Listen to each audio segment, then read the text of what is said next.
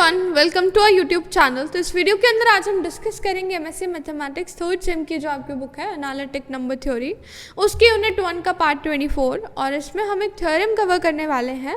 The theorem is prove that e is irrational.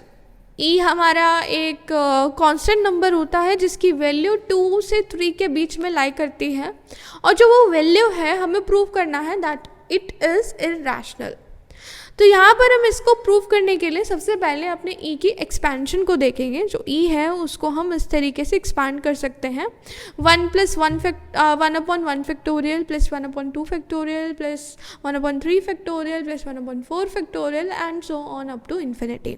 ये हमारे ई की जो है वो एक्सपेंशन होती है। जैसे हमने log x की एक्सपेंशन पढ़ी है, हर एक की एक्सपेंशंस पढ़ी हैं हमने, तो इसी तरह से ई की ये एक्सपेंशन है। और इसमें जो मेथड हम यूज़ करने वाले हैं ई को इर्रेशनल प्रूफ करने के लिए, वो मेथड है मेथड ऑफ कॉन्ट्राडिक्शन। और मेथड ऑफ कॉन्ट्राडिक्शन में हम करते क्या हैं, हम बिल्कुल उसका ऑपोजिट एज्यूम कर लेते हैं। तो हमने यहाँ पर एज्यूम कर लिया है कि भाई मेरा ई इर्रेशनल ना हो के वो मेरा एक रैशनल नंबर है। यहाँ तक हमें कोई प्रॉब्लम नहीं है। हमने ई को क्या एज्यूम कर लिया है, रैशनल नंबर एज्यूम कर लिया है। अब भाई अगर वो मेरा एक रैशनल नंबर है तो मैं उसको a/b की फॉर्म में लिख पाऊंगी, where a and b are the integers, और HCF आपका a b का दोनों का 1 है, यानी a और b आपके को प्राइम नंबर्स हैं। ठीक है, अब मैं ये मान लेती हूँ कि मेरा जो b है वो ग्रेटर देन 1 है। ठीक है, क्यों ग्रेटर देन 1 है भाई?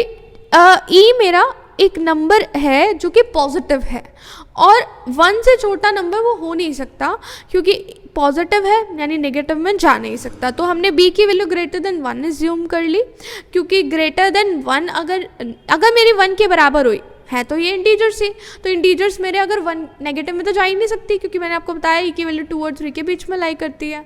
तो चलो अगर मेरी b की वैल्यू 1 हुई तो ऑब्वियसली मेरे a को e के बराबर होना पड़ेगा, तो फिर कोई वो ही नहीं रह गया सेंस, तो e मेरा e के बराबर। तो इसीलिए हमने e को क्या ले लिया, a/b, and we have assume that b is greater than 1। यहाँ तक कोई प्रॉब्लम नहीं है हमें। अब इसका ये मतलब हुआ कि ये जो a/b क्वांटिटी है ये मेरी e की एक्सपेंशन के बराबर होगी। अब हमने किया क्या, इस एक्सपेंशन के अंदर कहीं पर ये b भी आ रहा होगा। अभी b मैं जानती नहीं हूँ क्या है, तो रैंडमली मैं कहीं पर भी b फैक्टोरियल ले लेती हूँ, कहीं सो ऑन जाते जाते b फैक्टोरियल आएगा। ठीक है, b फैक्टोरियल आएगा तो उसके बाद फिर 1/b+1 का फैक्टोरियल आएगा, फिर b+2 का फैक्टोरियल आएगा। इस तरह से मेरी जो वैल्यूज़ हैं वो बढ़ती चली जाएंगी, अपनी इन्फिनिटी तक जाएंगे। यहाँ पे मैंने b तक की वैल्यूज़ को इकट्ठा कर लिया और प्लस बाकी की वैल्यूज़ को एक साथ ले लिया। यहाँ भी हमें कोई इशू नहीं है कोई ख़ास, राइट। अब हम क्या करते हैं, हमने मल्टीप्लाई किया b फैक्टोरियल से दोनों साइड पर।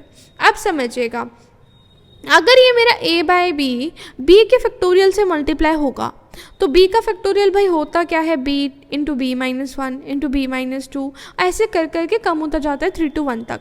अपॉन में b है, तो जब ये b मेरा कैंसिल हो जाएगा तो एक तरह से b-1 का फैक्टोरियल बन जाएगा।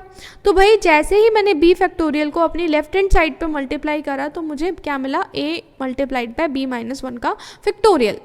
अब देखते हैं जब मैं उसे राइट साइड पर मल्टीप्लाई करती हूँ तो मुझे क्या मिलता है। तो देखिए, इस पूरे में जो मेरी ये पहली टर्म है, इस पूरे में एलसीएम अगर लिया जाए तो b फैक्टोरियल ही आपका एलसीएम आएगा कि नहीं आएगा। अब आप देखिए, अगर मैंने b फैक्टोरियल एलसीएम ले लिया, b फैक्टोरियल मुझे मल्टीप्लाई करना है इस फर्स्ट ब्रैकेट से भी और सेकंड ब्रैकेट से भी। अब देखिए, सेकंड ब्रैकेट में यहाँ पे b+1 फैक्टोरियल है। जब हर एक के साथ b फैक्टोरियल मल्टीप्लाई हो जाएगा तो होगा क्या, मैंने बोला b फैक्टोरियल अपॉन b+1 का फैक्टोरियल। इसको समझना ध्यान से, बहुत आसान है। देखिए क्या है, b फैक्टोरियल अपॉन b+1 का फैक्टोरियल। ठीक है, नॉर्मल सी बात है भाई, मैं बड़े वाले को खोलूंगी, b+1 के फैक्टोरियल को ओपन करेंगे तो b+1 के बाद क्या आएगा, b, उसके बाद आएगा b-1, कह सकती हूँ मैं b का फैक्टोरियल आएगा। तो यानी मेरे पास 1/b+1 बचेगा। ऐसे ही मेरी सेकेंड टर्म में 1/b+1 इंटू b+2 बचेगा। सिमिलरली मेरी टर्म्स इस तरह से बढ़ती जाएंगी। अब देखिए, जो मेरी ये वाली टर्म थी यहाँ पर जो मैं मार्क कर रही हूँ, इसको मैं अगर अपनी लेफ्ट हैंड साइड पर शिफ्ट करूँ तो भाई माइनस में चली जाएगी, और ये पूरे समेशन को मैंने लिख दिया समेशन ऑफ 1/n फैक्टोरियल, जहाँ पे n आपका कहाँ से 0 से लेकर b तक जा रहा है। यहाँ पर भी हमें कोई दिक्कत नहीं है, और जो मेरा सेकेंड वाला ब्रैकेट था एडिशन में उसको मैंने यहाँ पर एज इट इज़ रख लिया है। ठीक है, अब आप राइट हैंड साइड की बात कीजिए। राइट हैंड साइड में b मेरा एक इंटीजर है, और जब मैं इस तरह से सॉल्व करती चली जाऊंगी तो मैं इन सभी b+2 को b+2 b+3 को b+1 से अगर मैं रिप्लेस कर दूं, फॉर एग्जाम्पल आपके पास है 1/2 × 3, अगर आप यहाँ 3 की जगह 2 रिप्लेस कर दें, मतलब आपने क्या करा है, उससे छोटी वैल्यू से रिप्लेस कर दिया। ठीक है, तो आप बताओ 1/6 बड़ा होगा या 1/4 बड़ा होगा? ऑब्वियसली 1/4 बड़ा होगा। तो अगर मैं इनको b+1 से रिप्लेस कर दूँ तो ग्रेटर देन साइन आ जाएगा, तो यहाँ बन जाएगा b+1, फिर b+1 का होल स्क्वायर, फिर b+1 का होल क्यूब। और इसको अगर हम ध्यान से देखें तो ये हमारा है gp, और gp की इन्फिनाइट सीरीज़ का सम का फॉर्मूला हमारे पास होता है a/1 - r, जहाँ पे आपकी a होती है फर्स्ट टर्म, r होता है कॉमन रेशो। तो फर्स्ट टर्म है 1/b+1, और कॉमन रेशो मतलब कौन सी वैल्यू से आप मल्टीप्लाई कर रहे हैं हर स्टेप में, दैट इज ऑल्सो 1/b+1। तो इसको अब आप सॉल्व करेंगे तो हमें क्या मिलेगा, 1/b+1, और नीचे आप एलसीएम लीजिए तो b+1 - 1/b+1, राइट। तो हमारे पास क्या आ जाएगा, 1/b+1, ये वाला b+1 आपका ऊपर चला जाएगा तो कैंसिल आउट हो जाएगा, और नीचे आपका सिर्फ b बच जाएगा, यानी 1/b आ गया। क्लियर? अब b की वैल्यू 1 से बड़ी थी तो भाई 1/b की वैल्यू ऑब्वियसली 1 से छोटी होगी, है ना। इसका मतलब जो RHS है, RHS हमारी ग्रेटर देन 0 हो गई। ठीक है, ये हमारी 1 से क्या है, छोटी वैल्यू, पर हमारा ये एक इंटीजर है तो ग्रेटर देन 0 हो गया, यानी RHS 0 और 1 के बीच में लाई करता है, 1 से छोटा है और 0 और 1 के बीच में लाई करेगा। और while LHS is an integer, अगर मैं लेफ्ट हैंड साइड को देखूँ तो पूरी की पूरी एक इंटीजर है। क्यों एक इंटीजर है? क्योंकि b-1 का फैक्टोरियल ओपन करो तो एक इंटीजर आएगा, है ना, और उसको a से मल्टीप्लाई कर दो तो भी आपको एक इंटीजर मिलेगा।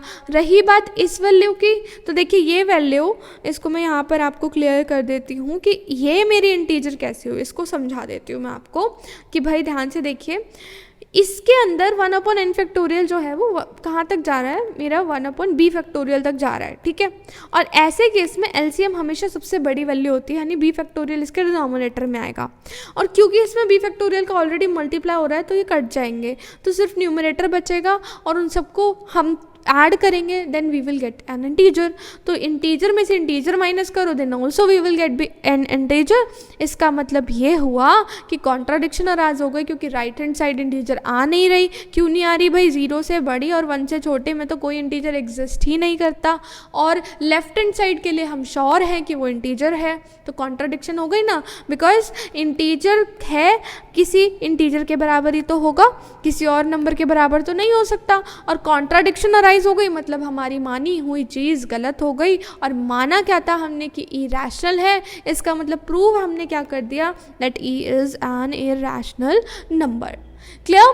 तो आपको ये वीडियो अगर समझ आई हो, वीडियोस हमारी अच्छी लगती हो, हेल्पफुल लगती हो, then do like the video, subscribe to our channel and also press the bell icon to get instant notifications of all our videos. That's all, मिलेंगे नेक्स्ट वीडियो में, तब तक के लिए बाय बाय, टेक केयर।